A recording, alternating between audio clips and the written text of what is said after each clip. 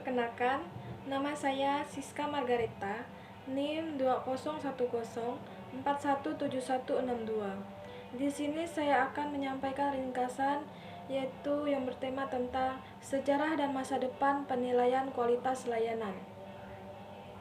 Menghubungkan kebutuhan dan harapan pelanggan untuk proses bisnis sebagai oleh Terry Grapenstein sebagai pengakuan atas peringatan 10 tahun publikasi skala sequel di jurnal Retail Academy Indonesia. Ilmu Pemasaran mensponsori sesi khusus tentang kemajuan dalam penilaian kualitas layanan selama dekade terakhir. Artikel ini mengulas sesi khusus tersebut. Di sini adalah gelombang dalam urusan laki-laki yang diambil saat banjir, mengarah ke keberuntungan awal 1980-an, dan kekhawatiran tentang pelanggan. Kepuasan dan kualitas produk menjadi muncul pasang surut dalam urusan industri dan akademisi. Dan masuk awal 1980-an, 3 akademisi naik kualitas pelayanan kapal dan jalan pasang. Tumpangan yang mereka miliki, karya mereka tidak hanya melahirkan banyak artikel, buku, presentasi, konversi, dan keterlibatan konsultasi, tetapi juga secara signifikan mempengaruhi beberapa banyak organisasi yang berjalan mengukur kualitas pelayanan. Pemasaran sebagai aspek ekonomi, etika, dan sosial. Force, jurnal resmi akademi, adalah jurnal dari Akademi Ilmu Pemasaran Glen B. Foss, Universitas Negeri Carolina Utara, mengatur sesi khusus dan mengundang di samping itu kepada para suraman. Salah satu kritikus utama Troika Rare sebagai pengamat independen dan kontributor signifikan untuk literatur kualitas layanan, Roland Theroux. Seterusnya yaitu survei petunjuk, yaitu survei ini membahas pendapatan tentang jasa. Layanan harus memiliki fitur yang dijelaskan oleh masing-masing pernyataan. Lakukan ini dengan memilih salah satu dari 7 angka di sebelah masing-masing pernyataan. Baterai item yang menyediakan layanan yang dipilih adalah dievaluasi mencerminkan layanan berikut. Dimensi persepsi kualitas mengutip dari artikel JR 1988, yaitu 1. Tingblast, fasilitas fisik, peralatan, dan penampilan personil.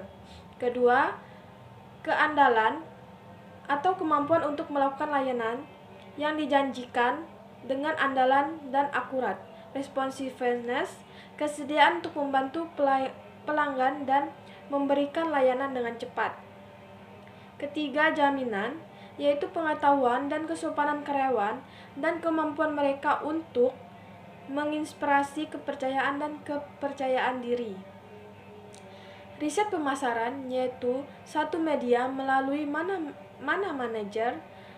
manajemen belajar tentang harapan konsumen melalui penelitian pemasaran, akibat luas, sifat, dan kualitas.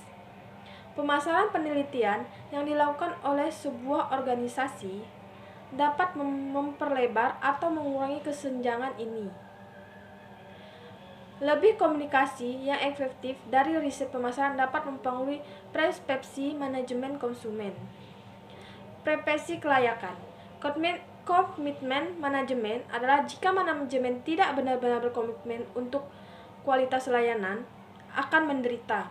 Terkadang, komitmen manajemen tidak konsisten. Itu hanya dikenakan biaya ketika pelanggan atau yang penting pelanggan mengeluh, atau mungkin setelah manajer menghadiri kepuasan pelanggan. Masalah lain didahulukan seperti profitabilitas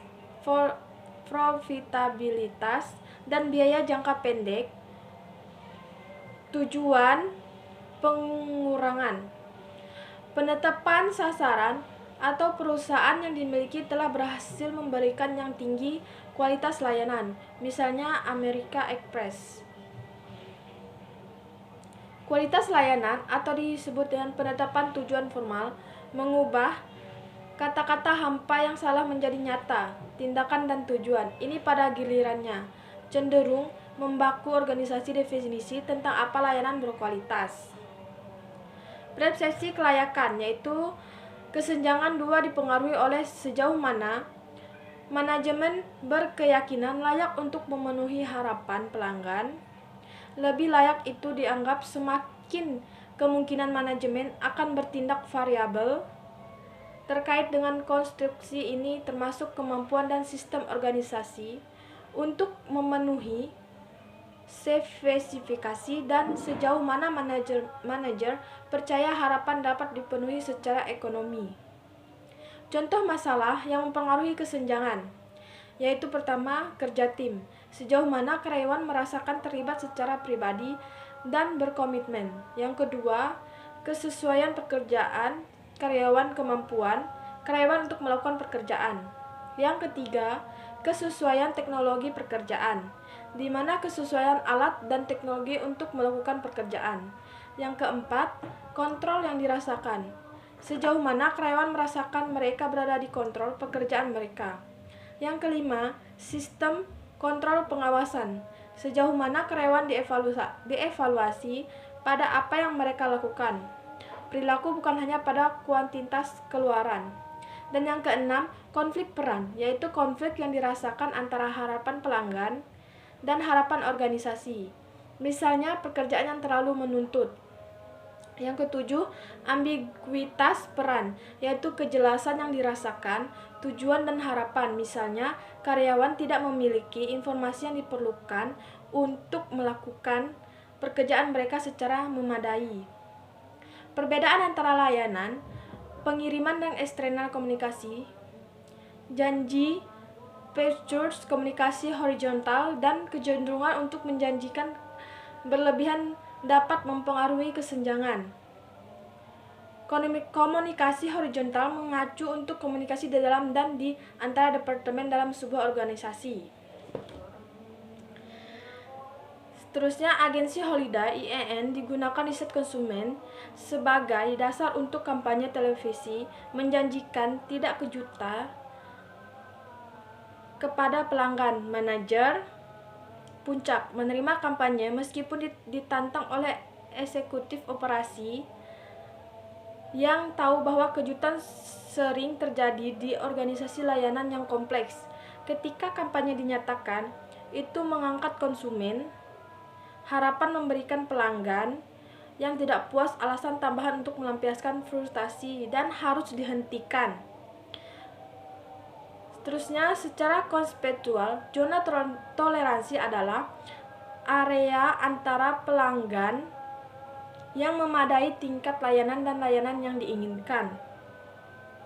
Tingkat, misalnya, ketika Anda menggunakan Teller Drive Up di bank yang Anda inginkan, tingkat layanan dalam hal waktu tunggu adalah kemungkinan besar 0 menit agar bank untuk menjaga Anda sebagai pelanggan.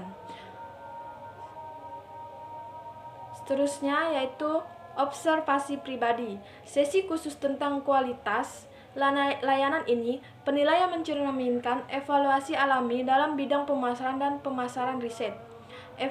Evolusi ini adalah pertumbuhan peran teori dalam disiplin kita dan pentingnya definisi dalam teori kami. Seiring dengan evolusi ini adalah tuntutan praktis bidang seperti Lowland Karat mengingatkan kita, akademisi harus menerjemahkan teori dan empiris mereka, menyelidikkan ke dalam bahasa yang praktis dapat memahami milik mereka. Temuan pada akhirnya harus membantu manajemen membuat lebih efektif keputusan, dan manajemen harus diberi alat untuk mengetahui bahwa mereka telah membuat keputusan yang benar. Semua disiplin ilmu dimulai secara empiris. Mengamati dunia di sekitar kita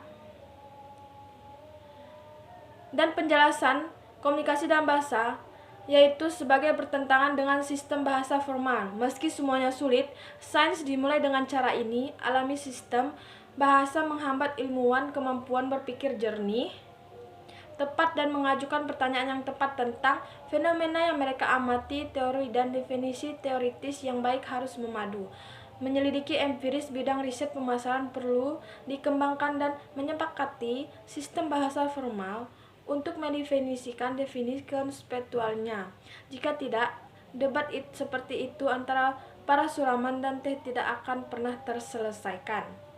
Sekian yang dapat saya sampaikan, yang dapat saya ringkas dalam materi yang Bapak bagikan. Kurang lebihnya saya mohon maaf. Sekian dan terima kasih.